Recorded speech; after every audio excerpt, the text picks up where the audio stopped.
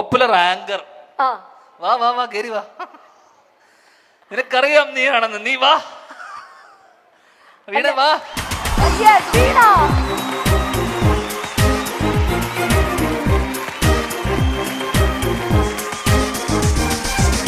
ഞാനാണ് അവാർഡ് നൽകുന്നത്.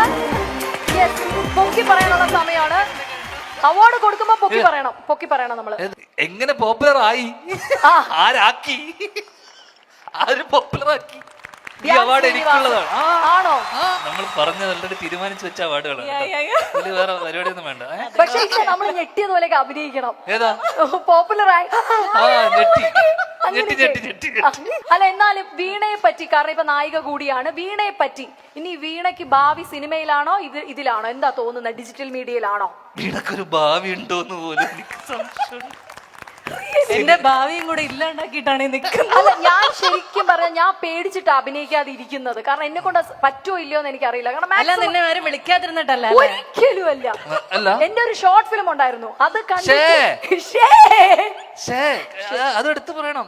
കാരണം മലയാള സിനിമയുടെ മലയാള ഷോർട്ട് ഫിലിം ചരിത്രത്തിലെ ആദ്യത്തെ ഷോർട്ട് ഫിലിം എന്ന് പറയുന്നത് തിരുവനന്തപുരത്ത് ഷൂട്ട് ചെയ്ത നെവിൻ ഫ്രെഡിയാൻ ഷൂട്ട് ചെയ്ത ഷേ എന്ന് പറഞ്ഞ ഷോർട്ട് ഫിലിമിലെ നായികയാണ് മീര. അന്നത്തോടുകൂടി ഞാൻ നിർത്തിയതായി. അവനിപ്പോ ഏതോ നാട്ടില് ട്രക്ക് ഓടിച്ച് നടക്കുന്ന ഞാൻ കേട്ടിട്ടുണ്ട്. പക്ഷെ അങ്ങനെയല്ല കേട്ടോ. അല്ല, ഒരുപാട് പ്രൊഡ്യൂസേഴ്സിനെ അതോടുകൂടി സഹായിച്ചുകൊണ്ട് മീര പരിപാടി നിർത്തി. ആ ഷോർട്ട് ഫിലിമിൽ മീരനെ കണ്ടിട്ടുണ്ടോ? ഇല്ല. നിങ്ങൾ പരിപാടി ശരിയാവൂല. എന്താ കണ്ടിട്ടുണ്ടോ എന്നല്ലേ ചോദിച്ചുള്ളൂ. അങ്ങനെ അത്രേ പറയാവൂ കേട്ടോ.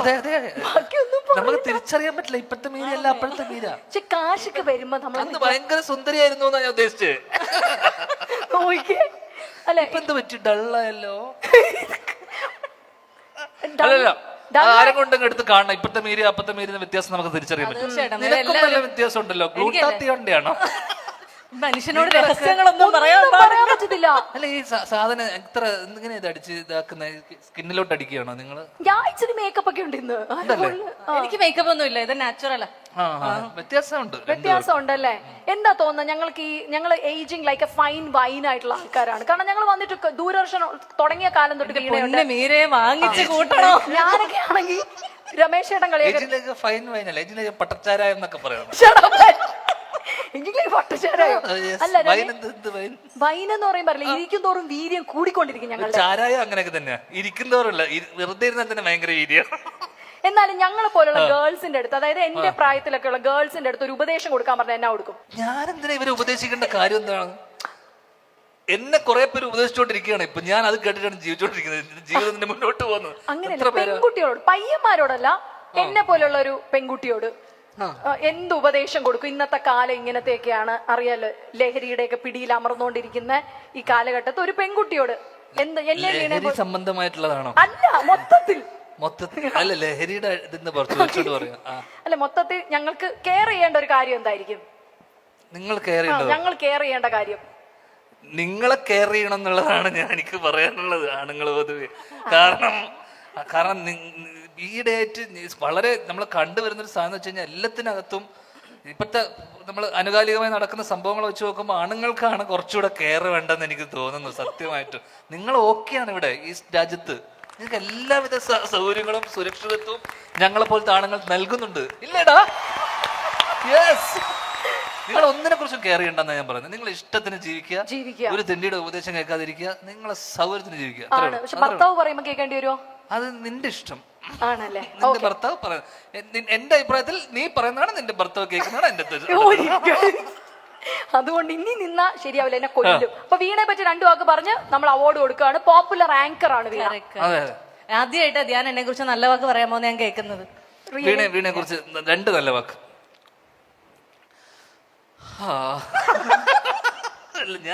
അങ്ങനെ ഒരു ശബ്ദം അല്ല, എവിടെ നിന്ന് തുടങ്ങും, എങ്ങനെ തുടങ്ങും എന്നുള്ളൊരു ഇത് എന്നുവെച്ചാൽ വീണയെ കുറിച്ച് പറഞ്ഞേ പറ്റൂ. കാരണം വീണ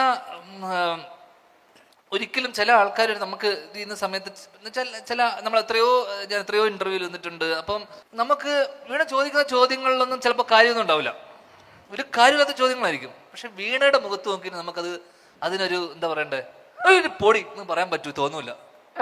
അല്ലെങ്കിൽ നമുക്കൊരു വെറുപ്പ് തോന്നുന്ന രീതിയിലോ വീണ അത് ചിരിച്ച് കളിച്ച് അത് തമാശയാക്കി വീണയുടെ ആ ചിരിയിൽ നമുക്കൊരു സന്തോഷം തരും വീണ. നമ്മുടെ ആ ഒരു വീണയുടെ പ്രസൻസിൽ എപ്പോഴും തീർച്ചയായിട്ടും ഒരു എനിക്കിഷ്ടമാണ് വീണയുടെ കൂടെ ഇന്റർവ്യൂവിൽ ഇരിക്കാൻ. കാര്യങ്ങളൊന്നും തന്നെ വലിയ കാര്യമില്ലെങ്കിൽ പോലും അടിപൊളി. അപ്പൊ അവാർഡും കൂടെ ഞങ്ങൾ കൊടുക്കാണ്. അവാർഡ് കൊടുക്കണോ? പോപ്പുലർ ആങ്കർ ഡെഫിനറ്റ്ലി നമുക്ക് അൺഡൗട്ടഡ്ലി വീണ തന്നെയാണ്, അതിനകത്ത് യാതൊരു സംശയമില്ല. അപ്പൊ വീണ പ്ലീസ്.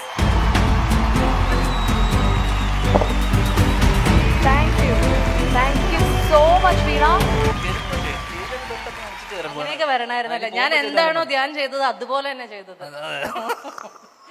അല്ല, എനിക്ക് 2 വാക്ക് ധ്യാനിനെ കുറിച്ച് പറയാനുണ്ട്. എന്റെ ജീവിതത്തിലെ വലിയ പ്രധാനപ്പെട്ട പല മൈൽ സ്റ്റോണുകളും ഞാൻ അച്ചീവ് ചെയ്തത് ധ്യാനിലൂടെയാണ്. അത് നിസ്സംശയം. കാരണം ഞാനൊരു 1000 ഇന്റർവ്യൂസ് എടുത്തിട്ടുണ്ടെങ്കിലും എവിടെ വെച്ച് ആരെന്നെ കണ്ടാലും ആ ധ്യാനിന് സുഖമല്ലേ, ധ്യാനിന്റെ ഇന്റർവ്യൂ എടുക്കുന്ന ആള് എന്ന് മാത്രമേ പറയാറുള്ളൂ. അപ്പൊ എല്ലാവരും എവിടെ വെച്ച് എന്നെ കണ്ടാലും എന്നോട് ചോദിക്കും, ഇപ്പൊ ധ്യാൻ ഏത് സിനിമയുടെ ലൊക്കേഷനിലാണ്, എന്താണ് എടുക്കുന്നതെന്ന്. പക്ഷെ വളരെ സത്യസന്ധമായി പറയാം, ഈ ഇന്റർവ്യൂവിന് കാണുന്ന സ്നേഹം മാത്രമേ ധ്യാൻ എന്നോടുള്ളൂ.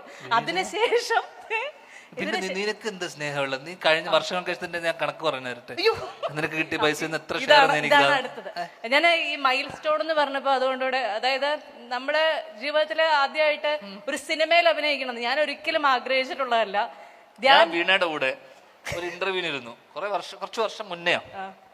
ആ ഇന്റർവ്യൂവിന് മീന വിശ്വസിക്കില്ല, രാത്രി 1:30 മണി 1 മണിക്കാണ് ആ ഇന്റർവ്യൂ എടുക്കുന്നത്. രാത്രി ഞാൻ ഷൂട്ട് കഴിഞ്ഞ് ഇതേപോലെ രാത്രി 10-11 മണിക്ക് വരുന്നു. പുലർച്ചെ 1 മണിക്ക് ഇന്റർവ്യൂ എടുക്കുക, വീണയുടെ ഇന്റർവ്യൂ. ഓക്കെ, വീണയാണ് ആ ഇന്റർവ്യൂ എടുക്കുന്നത്. കുറെ നേരം സംസാരിക്കുന്നു. കുറച്ച് കഴിഞ്ഞതിന് ശേഷം 2 മണിയായി 3 മണിയായി. ആ ഇന്റർവ്യൂ പാളിപ്പോയതിന് ശേഷം ഓർമ്മയില്ലേ? എന്നിട്ട് മീര ഞാൻ ചോദ്യങ്ങൾ ഉണ്ടാക്കി, ഞാൻ അവളോട് ചോദിക്കാൻ പറഞ്ഞ് ഞാൻ അത് പറഞ്ഞതനുസരിച്ച് അവള് ചോദിച്ചതാണ് അവളുടെ കരിയറിലെ ഏറ്റവും നല്ല ഇന്റർവ്യൂലൊന്ന്. സത്യല്ലേ? ഇത് ഇങ്ങനെയൊന്നും അല്ല, അങ്ങനെ തന്നെയാണ് ഗൈസ്. അത് ഷൂട്ട് ചെയ്യുന്നത് എത്ര മണിക്കാന്ന് അറിയാമോ? പ്രോഗ്രാം ഷൂട്ട് ചെയ്യുന്നത് പുലർച്ചെ 4 മണിക്ക്. അതൊക്കെ സത്യമാണ് അല്ലേ? പിറ്റേ ദിവസം രാവിലെ 6:30 മണിക്ക് എനിക്ക് ഷൂട്ടുണ്ട് അല്ലേ? രാത്രി 9:30 മണി കഴിഞ്ഞ് ഞാൻ തൊടുപുഴയിൽ നിന്ന് വന്നു. അതൊക്കെ ആർക്ക് വേണ്ടിയാ? വീണയ്ക്ക് വേണ്ടി, പണത്തിന് വേണ്ടി അല്ല. ഒരിക്കലും ഞാനത് ഫ്രീ ആയിട്ട് ചെയ്തല്ലേ, ചെറിയ പൈസയിലെ വാങ്ങിച്ചോളൂ. അത്രേ ഉള്ളൂ. Thank you so much Veena. Time കൺസേൺസോട് മാത്രമാണ് ചക്കരാസിനെ. Thank you so much Veena. ഇനി ഞങ്ങളുടെ പ്രോഗ്രാം കാണണം ഞങ്ങൾ റിക്വസ്റ്റ് ചെയ്യാണ്. ധ്യാനം ഞങ്ങൾ വിട്ടു തരുന്നില്ല. മലയാളികൾക്ക് ഏറെ സുപരിചിതയായ അവതാരകയാണ് വീണ മുകുന്ദൻ.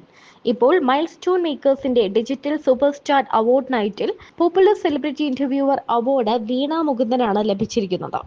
ഇത് ധ്യാനിന്റെ കയ്യിൽ നിന്നാണ് ഏറ്റുവാങ്ങിയത്. ഈ സമയത്ത് ധ്യാൻ മീരയും വീണയും ഒരുപോലെ ട്രോളുന്ന ഒരു വീഡിയോ ആണ് ഇപ്പോൾ സോഷ്യൽ മീഡിയയിൽ വൈറലായി മാറുന്നത്.